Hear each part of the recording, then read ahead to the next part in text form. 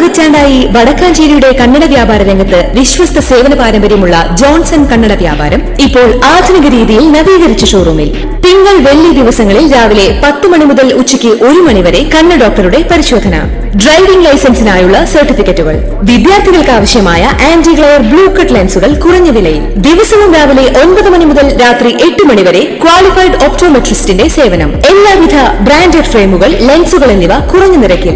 Johnson Kannada വ്യാപാരം, John's tower, divine ആശുപത്രിക്ക് എതിർവശം, Vadakkanchery. Phone 94963474. നടൻ ഷൈൻ ടോം ചാക്കോക്കെതിരെ പരാതി നൽകിയ നടി വിൻസി അലോഷ്യസ് ഫിലിം ചേംബറിനാണ് പരാതി നൽകിയത്. ലഹരി ഉപയോഗിക്കുന്നവർക്കൊപ്പം ഇനി സിനിമ ചെയ്യില്ലെന്നും ലഹരി ഉപയോഗിച്ച ഒരു നടനിൽ നിന്നും മോശം അനുഭവം ഉണ്ടായതിലാണ് തീരുമാനമെന്നുള്ള വിൻസിയുടെ വെളിപ്പെടുത്തൽ ചർച്ചയായിരുന്നു. അന്ന് നടന്റെ പേര് വിൻസി വെളിപ്പെടുത്തിയിരുന്നില്ല. എന്നാൽ സൂത്രവാക്യമെന്ന സിനിമയുടെ ലൊക്കേഷനിൽ വെച്ച് ഷൈൻ ടോം ചാക്കോയിൽ നിന്നും മോശം അനുഭവം നേരിടേണ്ടി വന്നുവെന്ന് ചൂണ്ടിക്കാട്ടിയാണ് വിൻസി ഫിലിം ചേംബറിന് പരാതി നൽകിയത്.